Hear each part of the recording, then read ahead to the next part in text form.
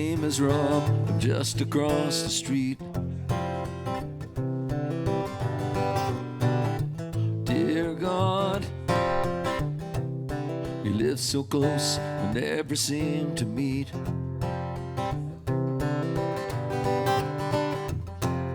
I was over to your house just after school today, hoping I could see you. You must have been away. You could such a handsome home, but you live there all alone. So I wondered if you need somebody to keep you company.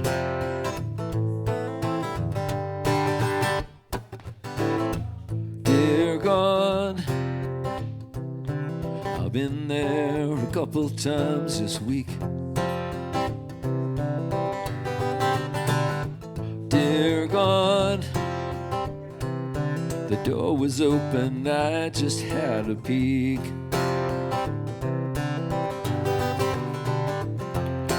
All you got for furniture's a bunch of wooden chairs. Must get kinda lonely, no one's ever there. You got such a handsome home, but you live there all alone.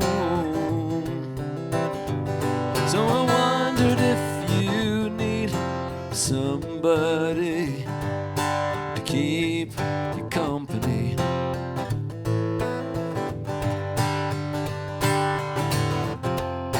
You got places just like this one everywhere I go.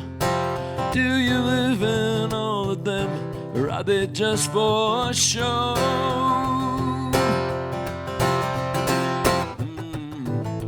Dear God, I saw homeless children on TV. Dear God, come on over, you can watch and see. So I wrote this letter 'cause I figured if you knew, you could let them come and share that empty house with you. You could touch a handsome home, but you live there all alone.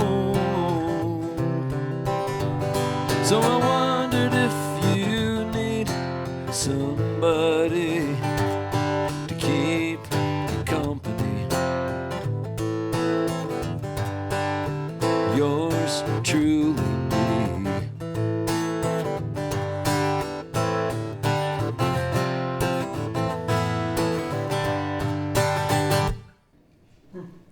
Woo! Now that was a sound check. The sound check turned into performance. Excellent. Wow. Yeah. Well, my name is Rob Heath. I was born about 3 blocks from here at the General Hospital in downtown Edmonton over 71 years ago. And we're here at the After Hours at the Commodore, which David says opened here 80 years ago. So they were 9 years old when I was leaving my mother's womb. This is a song I wrote, it's about 3 albums ago. And it's kind of self-explanatory, so I'll just go for it.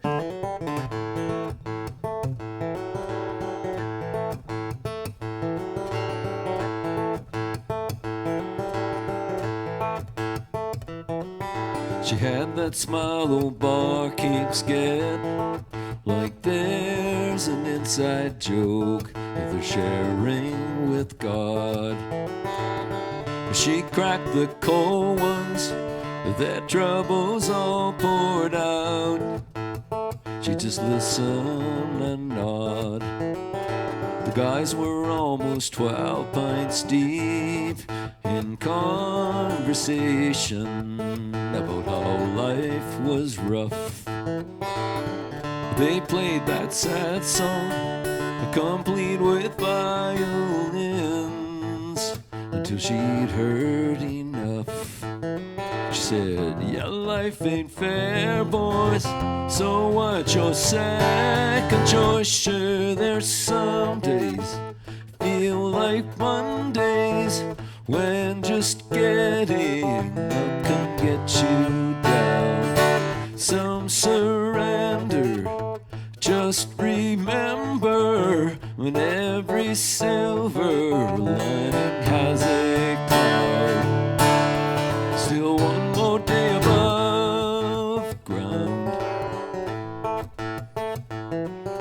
We all get one brief happy hour, and we can celebrate or cry in our beer. We don't even know it, hell, it's closing time. The last call is here. And after all, well, who knows what's after all? Sure, there's some days feel like Mondays, when just getting up can get you down. Some surrender, just remember, when every silver lining has a cloud. Still one more day above ground.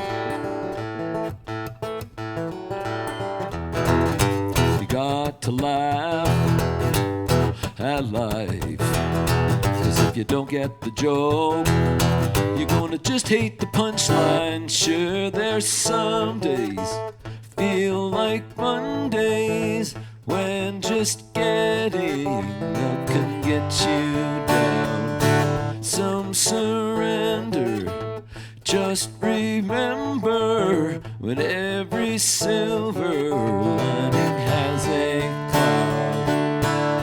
Still one more day above ground. One more day above ground. One more day above ground. One more day above.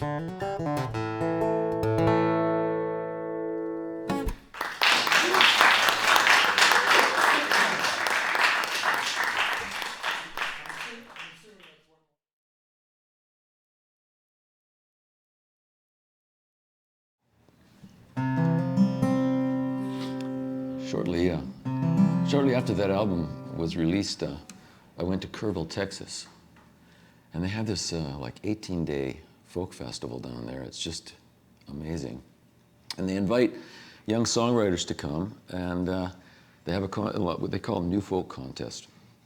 And I'd made the final 36 in this contest, and I went through a divorce, and I wasn't going to go, and my father said, you know, you got to go. So I did, and this song was a winner. It's a song. When I was in my early 20s, I volunteered at a rape crisis center, and I learned that for some kids, monsters really do come when the lights go out.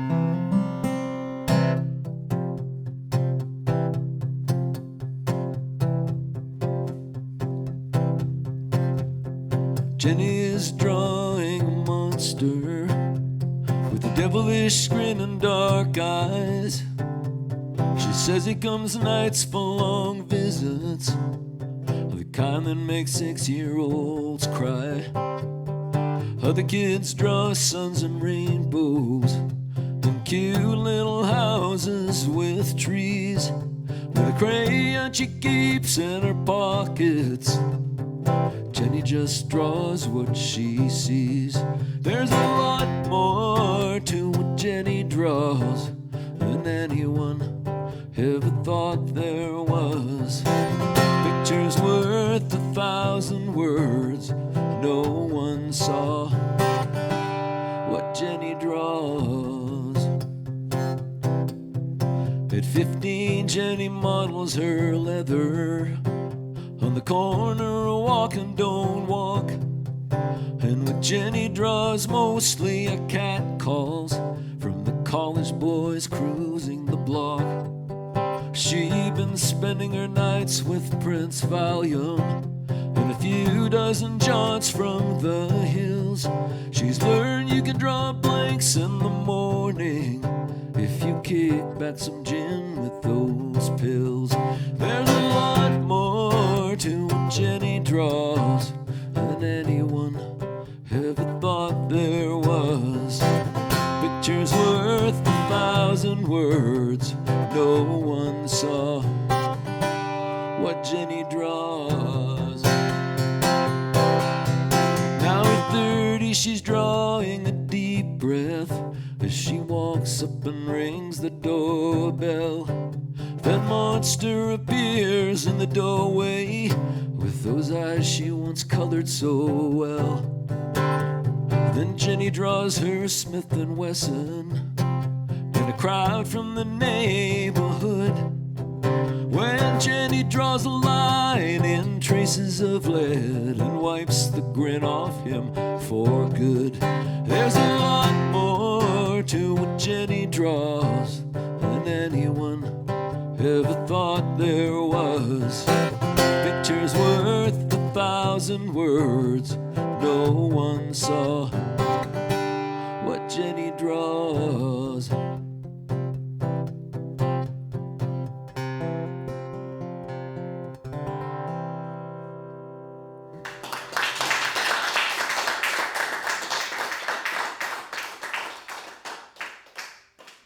How many albums have you done, Rob?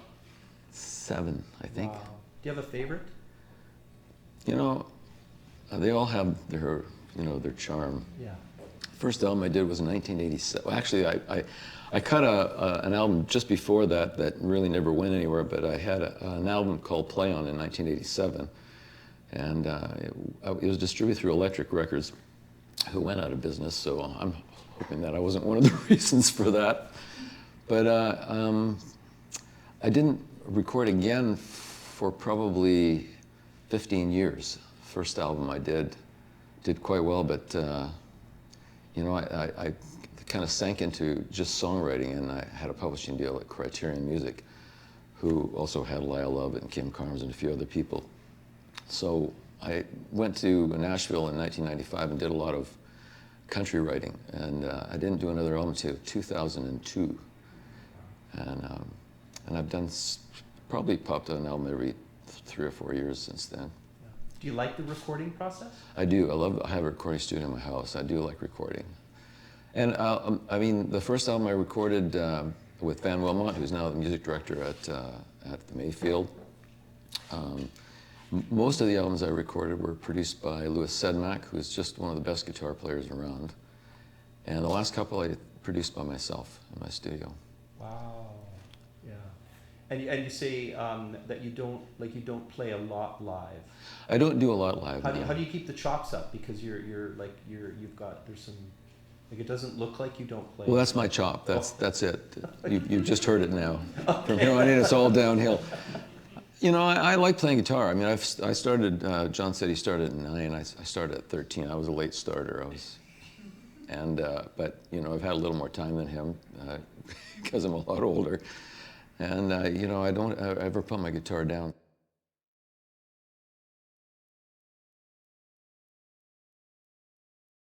This is. I think most of us here have experienced a member of the family locked inside of their bodies with dementia, and I'm no exception. You know, you still hear their voice in your head while they're leaving you in slow motion. This is for my mom.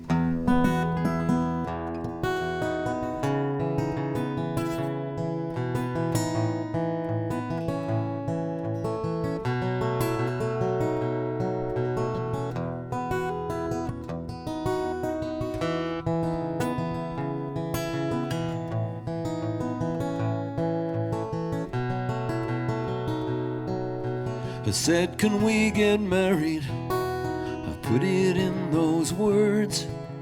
but I was only 4 then. My dad saw you first.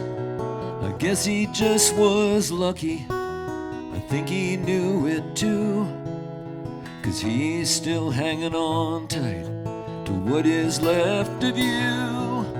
Although he tries to hide it, I see the sadness in his eyes. 'Cause he can't bring you back now, no matter how he tries. It's hard to keep on saying goodbye.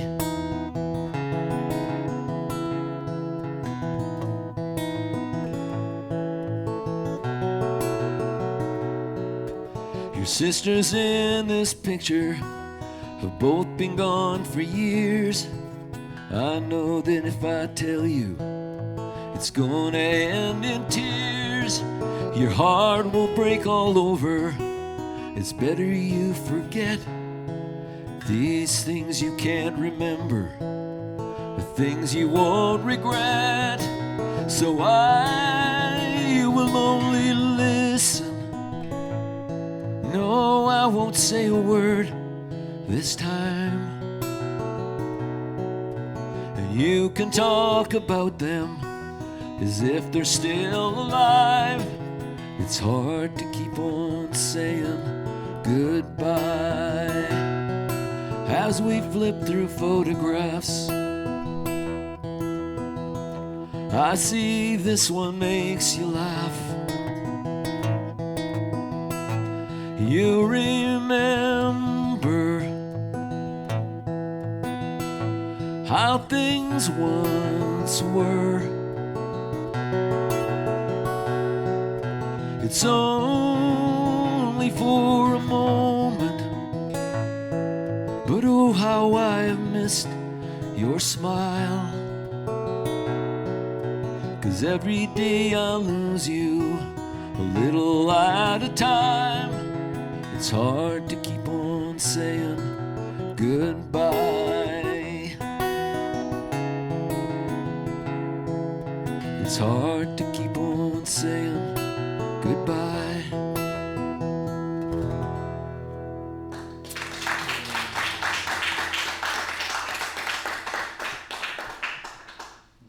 Wow.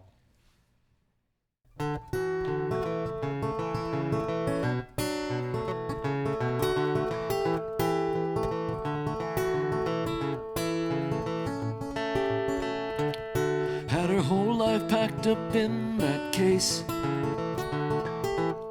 all its lessons written on her face. As I took her bag, she took my arm.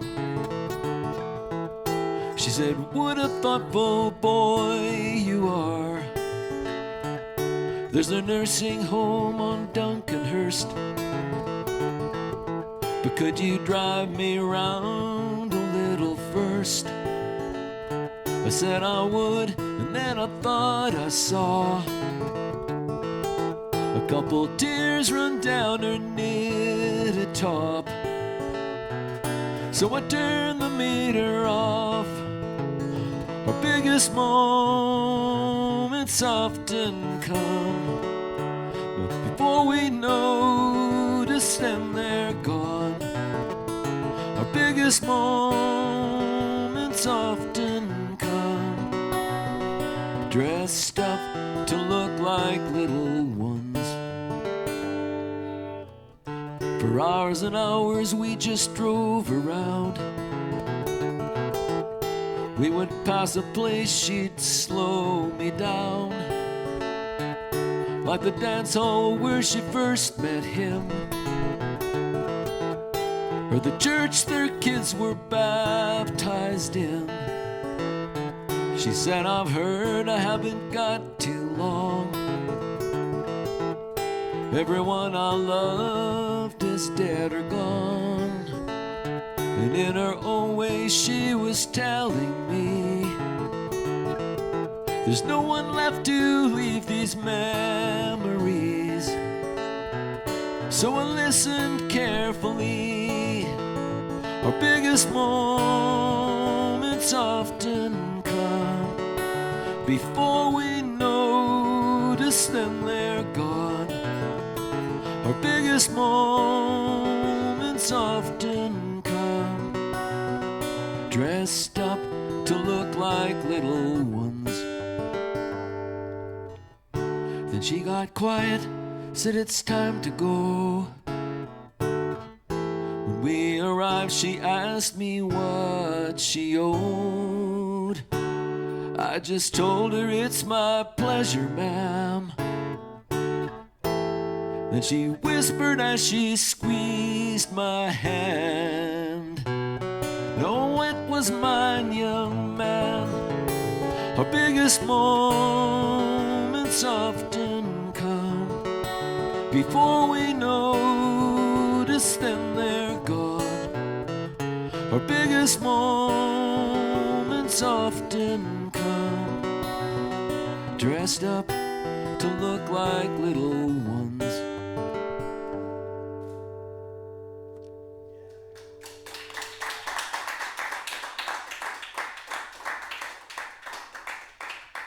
Would you talk a little bit about the songwriting circle for us? Oh yeah, we've been doing a songwriting circle since 1995.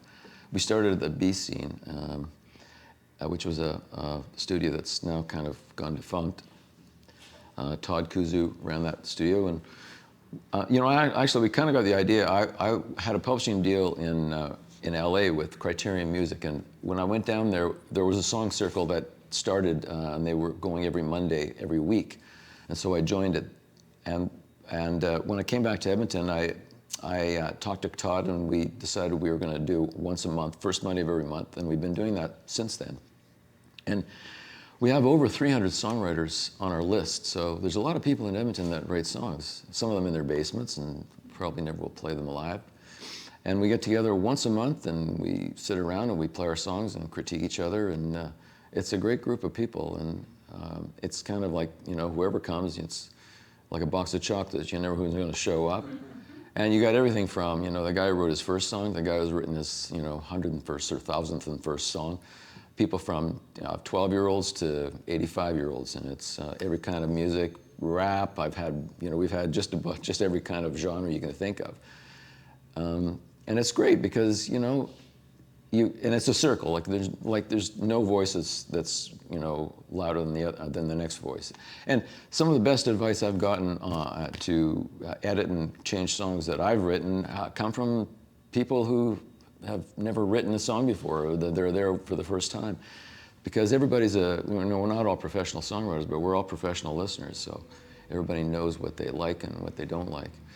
And yeah, it's really good. Of course, you get 20 songwriters in the room, you get 20 different opinions, but I don't think I've ever written a song in the last 30 years that hasn't been changed by that circle. So amazing. It's great, and it's free for everybody. And we do it down the block, about 3 blocks down, in the Symphony Tower. I write a lot of songs with a guy, Poker Tom, from Arizona. We write on Zoom, and he's like one of the top poker players in the world, but he's also a good songwriter, and he's got a great sense of humor. He used to do stand-up with his daughter, so we wrote this song. He says he has humility, but he has the strength of character to overcome that.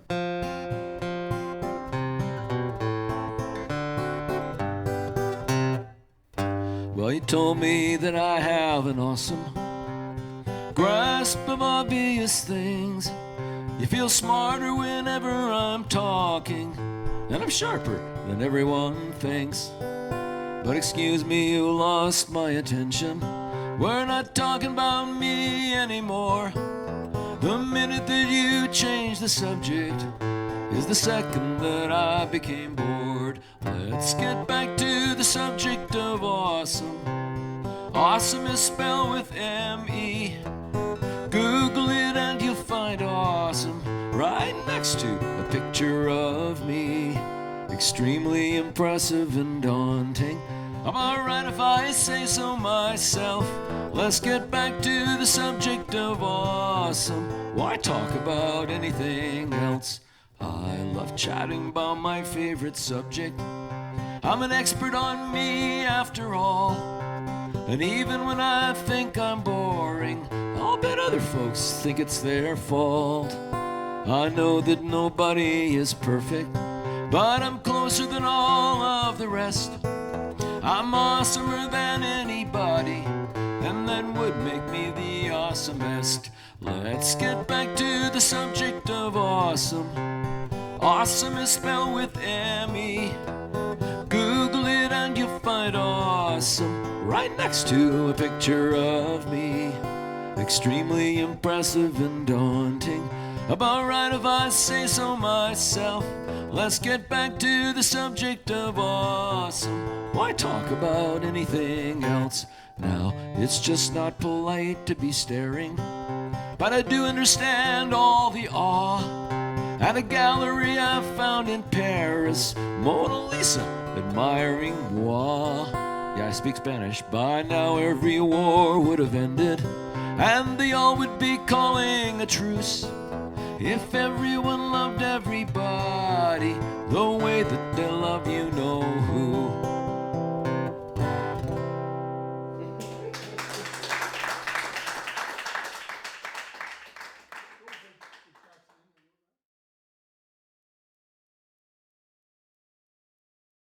You know, I read this book by Alvin Toffler. It's called Power Shift, and in this book he says there's three forms of power. There's power that comes from a gun. There's power that comes from money, and there's power that comes from words.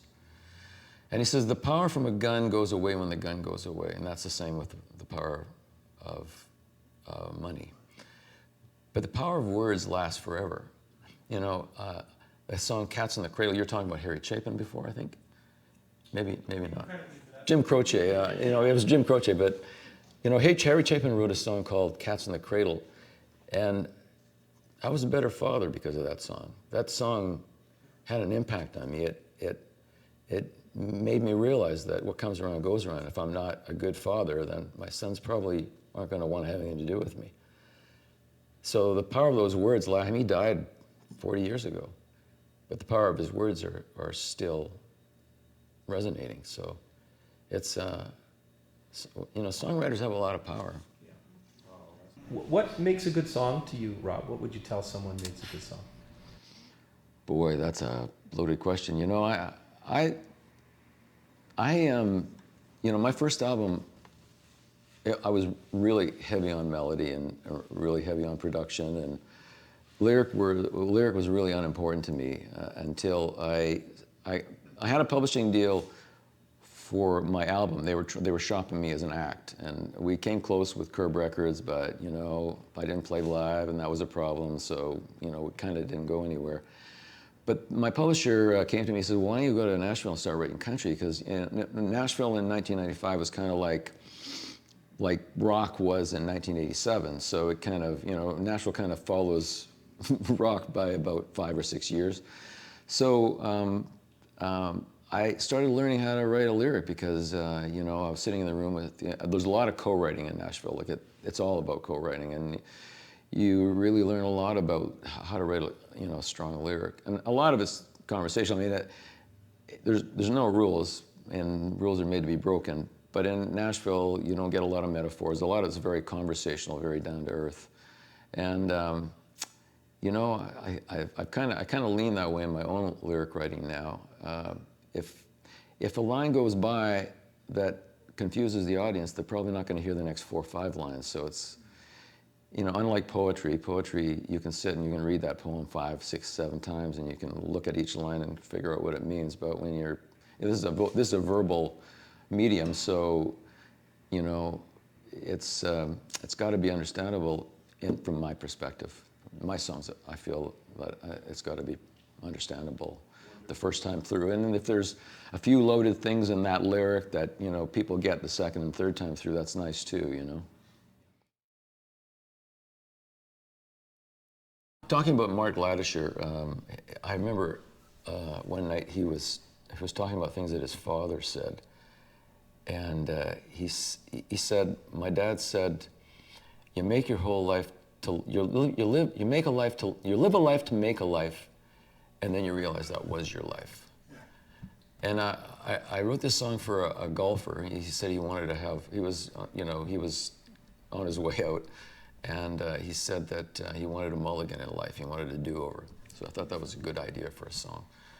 And it's fun. And strangely enough, too, like I had when I was in my mid-50s, I was diagnosed with prostate cancer. And the night after I found out about this, I went home and I went out and I watched the Bucket List, which was a great movie to watch, having heard that kind of news.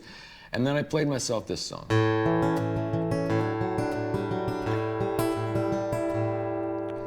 I'll lie down and I'll watch the clouds, play my music way too loud. This time I'll taste that first kiss, so I can take pleasure in the thrill that is. Couple of times around the sun, I just got going and now it's done. Does this ride have to end? Is there a rule you can bend? I wanna go again. I wanna go again.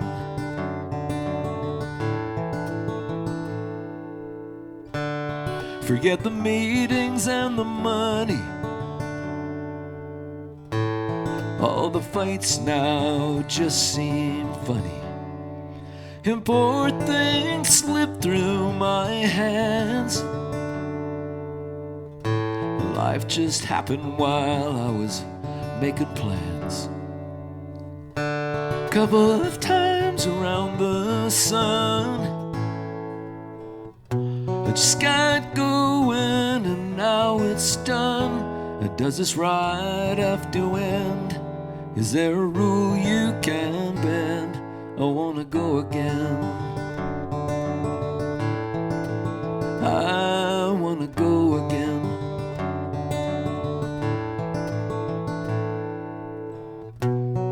In a hurry to grow up and old, I miss the mystery unfold.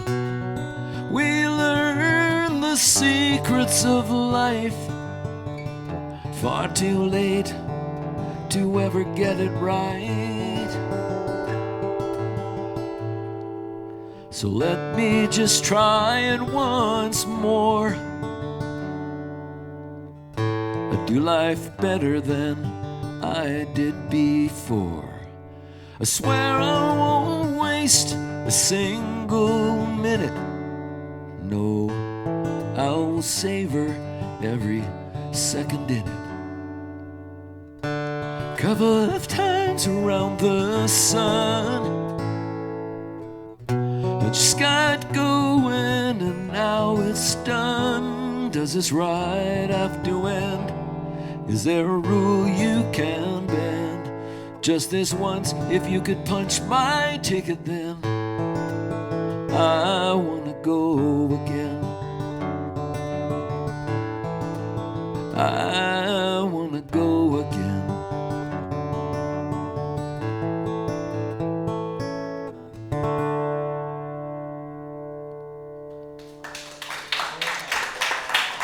Thank you.